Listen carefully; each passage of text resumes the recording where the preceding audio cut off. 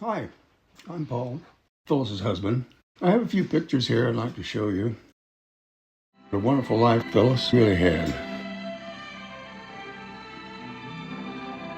She was born during the Depression days of the 1930s and grew up in the Los Angeles area during World War II. Here are some pictures of her with her brother Roger and her sister Dorothy. At the age of 11, she had already achieved her adult height of 5'10". This is a picture of her family. Dorothy on the left, Phyllis, her mom, her dad, then Roger on the right. Her father discovered Hume Lake and fell in love with it. He decided to park his trailer there each summer and let the family stay there while he drove up from LA every weekend. Now, my father was building cabins at Hume each summer, and we parked our trailer in the same campground. And so Phyllis and I met. The first thing I remember about seeing her on the beach at the lake was those long legs. The ranger at Hume Lake asked Phyllis to lead a campfire program each Friday night, and we did. We had corny skits, and we sang stupid songs accompanied by ukulele and harmonica, told jokes. Everybody seemed to enjoy it. We went to a square dance up at Grant Grove each Saturday night. I traveled down when she had a school dance. This was a day we were getting ready to go.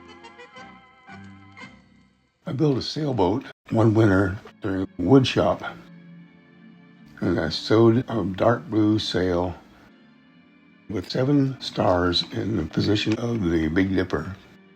We spent many happy hours cruising the lake. Sometimes during the night of full moons, we would sail with a low breeze and the moon reflecting off of the water.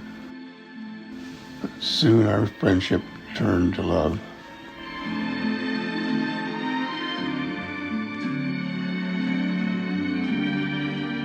My classmates were amazed because I didn't pay much attention to girls in high school. And here was this tall young lady from LA. In 4 months we were engaged. After graduation from Southgate High, Phyllis came to Reed College for 1 year. In December of that year, I gave her a small diamond engagement ring. After graduation from Reed College, I bought a small trailer and moved it to the trailer park in Bell, California. I lived in it while attending Los Angeles State College. Phyllis was enrolled in LA City College, but they were both on the same campus in the 1950s, and we drove each day up and back to school. In April of 1954, we became married and set up house in that same small trailer in Bell, California. Being on time has always been important to her, but on the way to her own wedding, she remembered something and had to go back home and get it, causing her to be late. Nobody minded, however, because she had the church organist play a concert that everybody enjoyed. Phyllis used her own babysitting money to pay for her own wedding. I was truly blown away when I first saw her in her gown. She was really very beautiful.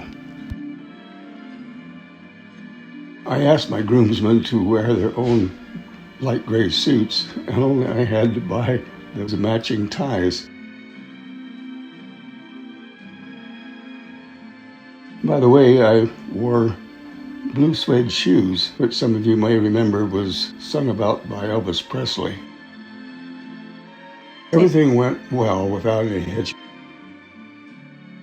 And afterward, we got into my 39 Chevy and drove to Laguna Beach. The LA decals across the back of the window. However, we'd forgotten that this was the place where students went on their spring break. I think the maid thought we were shacking up until she saw the small bride and groom from our wedding cake. Then the maid didn't ever want to leave and always wanted to talk to us.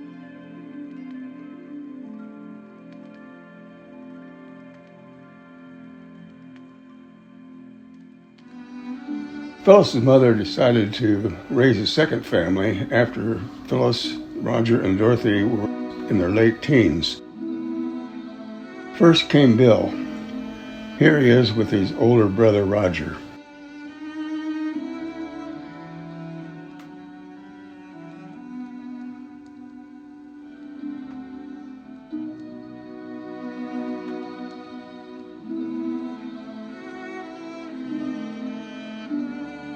Then came Cheryl.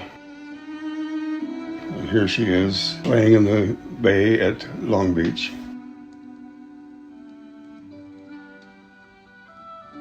Our first child, Jeff, was born before I graduated from college. But the other three, daughter Julie, son Greg, and son Lee, came soon afterward. We had the 4 of them in 5 years. We bought a small house in Reading. I started teaching in Dinuba. After our youngest, Lee, was in elementary school, Phyllis enrolled in Fresno State and earned her teaching degree. Her first job was in Hiroshi. She was a very busy lady as a teacher, a mom, and a housekeeper. Not long, however, our kids were grown, married, and were having children of their own. We discovered the joy of being grandparents of 12 beautiful young ones. We had to travel sometimes to meet these grandkids. We went south to the LA area.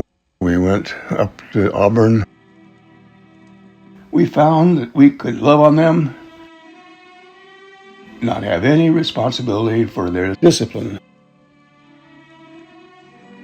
How she enjoyed being around them.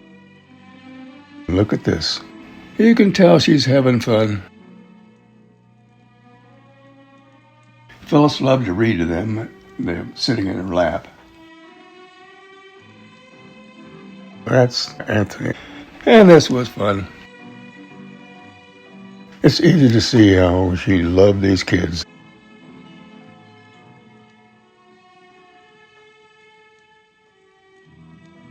There is love here, and it's going 2 ways, toward the grandchild and toward the grandmother. James had a good relationship with her. They enjoyed being with each other more than anything else.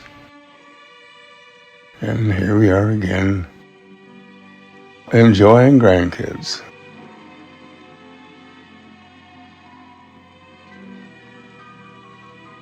She loved to knit, and she was teaching her grandkids how to knit. How many of them still do it, I don't know. It seems like no time at all, and then these young ones are grown and having children of their own. And we soon had 15 great-grandchildren to love on. Christy adopted 3 boys. This is the youngest, Oliver. Oh, this is Emerson, which is Andrew's oldest. This is Carter, Sandy's first. And here we have Carter and Ruby helping their grandma with the walker. This is Savannah. She's the youngest of Sandy's kids. While doing weekend teachers' trainings for Fresno Pacific College, I was sent to different schools all around the United States. In some of these workshops, I took Phyllis along and we discovered the joy of travel. There's a picture in Washington, D.C. Later, we bought a small motorhome and started exploring California. Then we took a 5-week trip into Canada. We stopped off in Montana to see my brother and went to visit Yellowstone Park and Grand Tetons, then crossed the border into Canada. The Canadian Rockies are a beautiful scene after every turn on that road. Then back to the good old United States. We stopped off at Mount St. Helens just after the eruption. After I retired from the classroom in 1996, we sold our house in Reedley to our son Lee and purchased a brand new 32-foot fifth wheel trailer and a new 1-ton dually truck and started to explore the western United States. After several years of this, we decided to escape the Central California summer heat and move our trailer to the Northern California coast, a place where hot is 70 degrees. I got a position as a yard man at a good trailer resort in Eureka. While there, we attended the Grace Baptist Church and made many good friends. During the winter months, we returned to Sanger and parked our trailer on Greg's property. We continued doing this for many years till April 2004. Our 3 sons and our daughter Julie gave us a great 50th wedding anniversary party, along with a gift, a cruise to Alaska. But after a while, we became more dependent on doctors and decided we will remain permanently on Greg's property and grow old together. As I think about Phyllis's life, besides all the friends that she made and the influence she had on the people that she knew, perhaps our greatest legacy is the 4 young adults,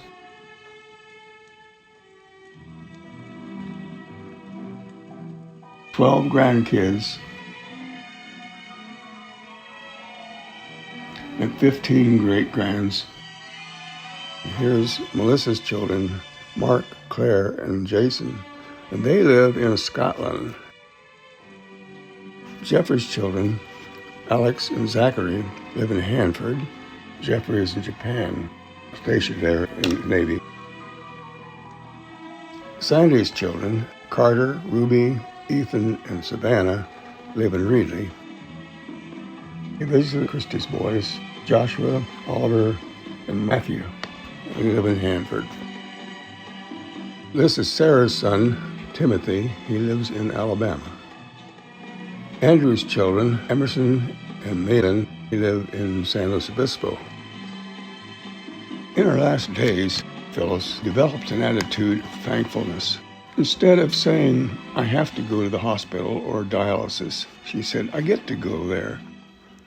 Then while she was there, she thanked the nurses and all the staff for all the things they did for her, even if it was for drawing blood again. She was very quick to share her faith in Jesus to anyone who would listen. I know that she is now enjoying her new life in her new body in heaven, getting reacquainted with all the friends and family that have gone before. We miss you now, Phyllis, but are looking forward to seeing you again sometime when it is our turn to experience the same.